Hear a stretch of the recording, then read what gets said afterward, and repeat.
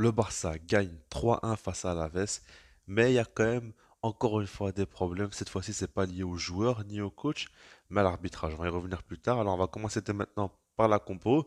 Et à ce niveau-là, Xavi nous a surpris parce qu'il a enfin mis Christensen au poste de numéro 6. Ça fait un long moment qu'on le demande. J'avais fait plusieurs vidéos à ce sujet, plusieurs tweets. Beaucoup de gens dans la communauté aussi l'ont dit dans mes commentaires, ou même sur Twitter, sur les réseaux, etc.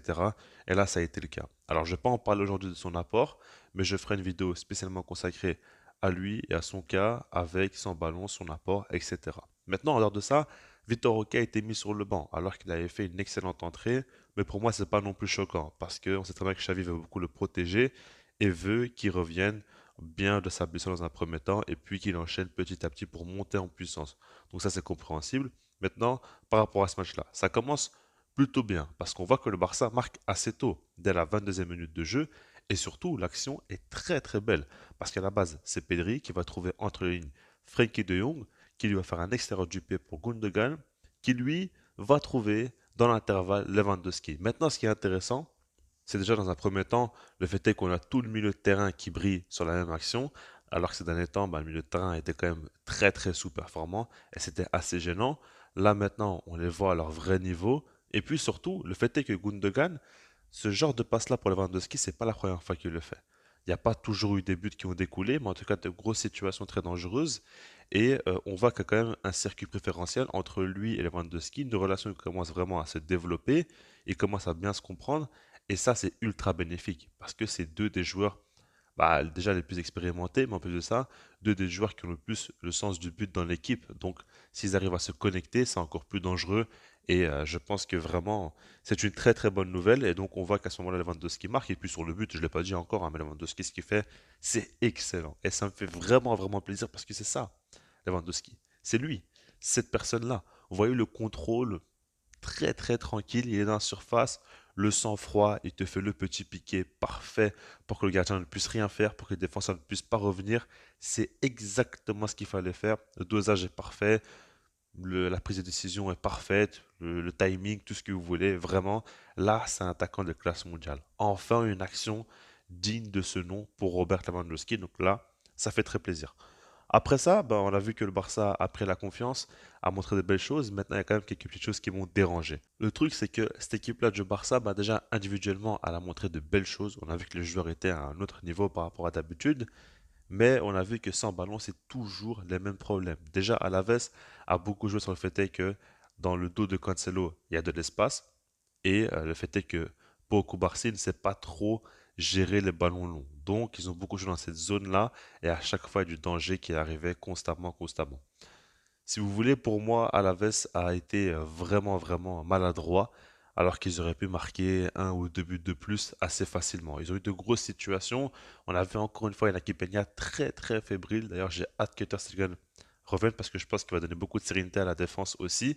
Et ça peut changer beaucoup de choses pour le Barça, évidemment. Mais en tout cas, ça fait qu'aujourd'hui, Alaves n'a pas su tuer le Barça parce qu'ils ont été très maladroits, comme je l'ai dit. Mais en réalité, ils ont eu de grosses situations.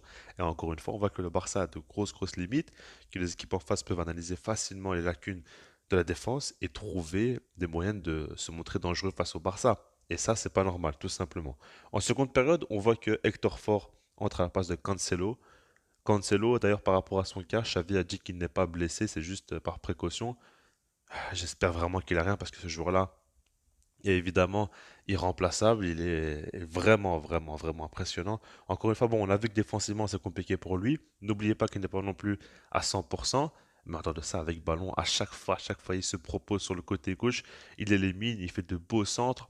Non, non, vraiment, ce joueur-là, il n'y a rien à dire. Maintenant, Hector Ford, il rentre et lui, il a du mal, hein. Quand il rentre, on voit que les premières minutes, elles sont compliquées. On voit qu'il y a un ailier en face, Sola, qui s'est transformé en Ronaldinho.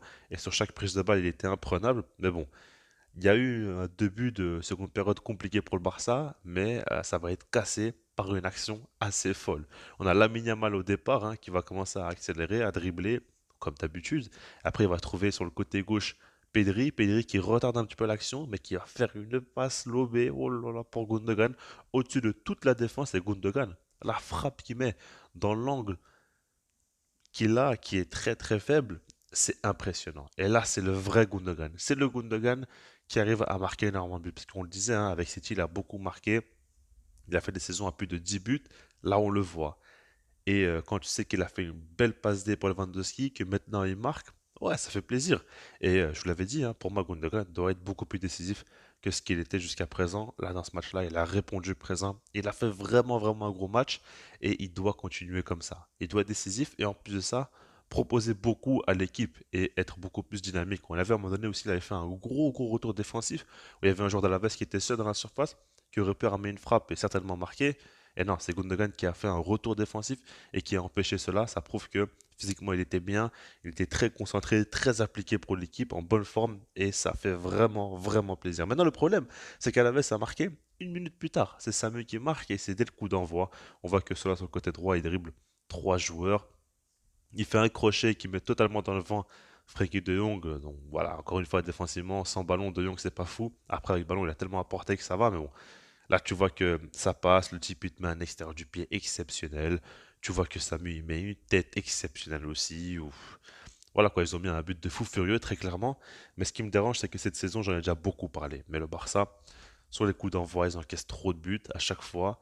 Et c'est pas normal. Même quand on regarde dès le début du match, les premières secondes, le Barça a failli encaisser. Il y avait une grosse occasion concédée, il y a un gros manque de concentration, et on voit que Xavi demande aux joueurs de vraiment se positionner très haut dès le coup de sifflet du match. Ça fait qu'il y a beaucoup d'espace et les équipes l'ont bien compris. Ils arrivent à l'exploiter avec des ballons longs dans la profondeur et à chaque fois ils arrivent à se créer des occasions. Malgré ça, Xavi ne trouve pas de moyen de corriger ça.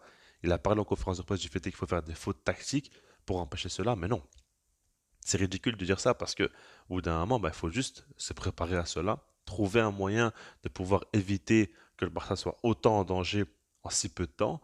Et malheureusement, il n'arrive pas à le faire. Ça fait que la confiance des joueurs diminue parce qu'à ce moment-là, c'était 2-0. Le Barça aurait pu vraiment dérouler beaucoup plus dans ce match et peut-être mettre un 4-5-0, un gros gros score qui aurait vraiment été un match référence pour la deuxième partie de saison. Mais non, au final, ça a été compliqué jusqu'au bout à cause de ça et ça me dérange très très fortement. Maintenant, le moment clé du match arrive. C'est le fait est que Vitor Roque entre à la place de Gundogan. D'ailleurs, il n'est pas blessé lui non plus, hein. C'est juste des douleurs au dos. Et il va marquer directement. El Tigrino, oh là là, il est impressionnant, vraiment, parce que l'action est assez dingue. On voit encore une fois un festival de la Yamal. On va y revenir un peu plus tard hein, sur ce jour-là, mais la Yamal, petit festival côté droit.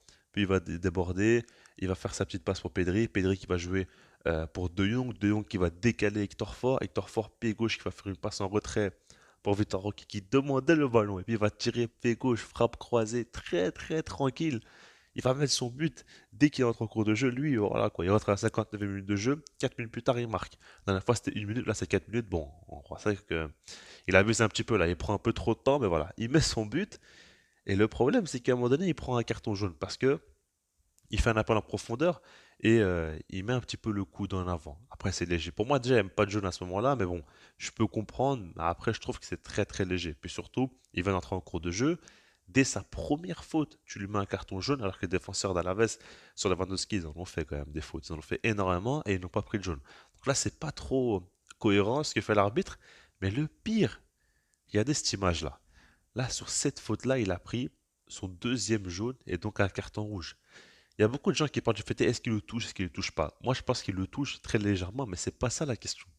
Il y a une question morale à se poser. Mais quand je parle de morale, c'est le fait est que on voit très bien que son intention n'est pas de faire mal, et simplement de prendre le ballon. Il touche un petit peu le joueur. Pour moi, il simule, il exagère énormément pour qu'il ait le deuxième jaune. Et vraiment, je trouve ça complètement fou qu'il ait un carton rouge.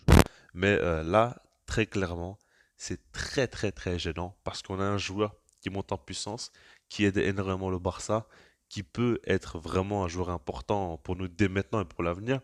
Et tu vas le casser en deux comme ça en mettant un carton rouge à un si jeune joueur pour si peu parce qu'il n'y a rien du tout. Tout le monde est d'accord pour le dire qu'il n'y a rien. Enfin, c'est flagrant. Faut arrêter au bout d'un moment. Et moi, ça me choque parce qu'en plus, Vitor Roque, il rentre encore une fois, il met son but. Et puis, le truc qui est fou avec lui, c'est que même dans le cas où il ne marque pas ses buts, il est ultra, ultra impressionnant parce que on voit comment il dynamise le jeu du Barça, ses appels à chaque fois, ça ouvre beaucoup d'espace, j'ai déjà dit plusieurs fois, mais vraiment c'est impressionnant. Il est très très sûr de lui, il demande beaucoup le ballon en profondeur, dans les pieds, il redescend, il est intelligent, il joue avec ses coéquipiers, il combine. Non, il sent le jeu, tout ça, vraiment, vraiment très très fort. Il monte en puissance et tu sens qu'il est vraiment en confiance. Et là, ce carton rouge peut casser vraiment sa dynamique. Donc c'est vraiment, vraiment problématique. Mais bon, après, le Barça, à 10 contre 11, ils arrivent à faire le taf quand même. Et ils vont chercher les 3 points face à Alaves. C'est quand même une bonne nouvelle, c'est quand même un très bon match dans l'ensemble. Je suis plutôt satisfait. Et j'aimerais terminer en parlant juste de la Yamal. Parce que je pense qu'on s'en rend pas compte, vu que le Barça est en grande, grande crise, vu que les résultats sont catastrophiques, le jeu aussi, vu que Xavi a annoncé sa démission, vu que Laporta aussi pose problème sur plusieurs points. On prend pas assez de recul sur la situation, mais Lamine Yamal, ce qu'il fait, c'est pas normal en fait. Là, encore une fois, il nous fait un match assez fou. C'est le seul allié disponible, donc à chaque fois il joue, il enchaîne, et il a un niveau, une régularité assez folle. Et puis le truc, c'est que c'est pas un joueur qui excelle simplement en dribble, ni en création de jeu, ni en centre ou quoi. Non, il sait tout faire. Il sait tout faire. Il a la vision de jeu, la prise de décision, le QI foot. On voit qu'il peut éliminer, qu'il peut feinter. Et il a un gros, gros catalogue de dribbles en plus, hein. Parce qu'il va pas à chaque fois rentrer à l'intérieur. Il peut rentrer à l'intérieur, extérieur, faire beaucoup de feintes. Il peut vraiment souvent surprendre un défenseur. En un contre deux aussi, il peut passer plusieurs fois. Non, c'est de la folie. Franchement, c'est de la folie. Il comprend très bien ses coéquipiers. Il arrive à être dans de bonnes conditions aussi. Et le pire, c'est qu'il n'est pas du tout rapide. Je dirais même qu'il est assez lent. C'est limite inquiétant à quel point il est lent par rapport au football d'aujourd'hui. Mais malgré tout ça, c'est pas un joueur qui va dribbler les adversaires. C'est un joueur qui va éliminer les adversaires. C'est vraiment, vraiment très impressionnant. On en reparlera plus tard, mais ce qu'il fait, c'est fou. J'espère vraiment qu'il n'aura pas de blessure ou quoi, qu'il sera épargné par tout ça, qu'on puisse être heureux dans ce club et qu'il puisse vraiment exploiter son talent parce qu'il est juste exceptionnel. Je reste là-dessus, puis sinon moi je vous dis peace.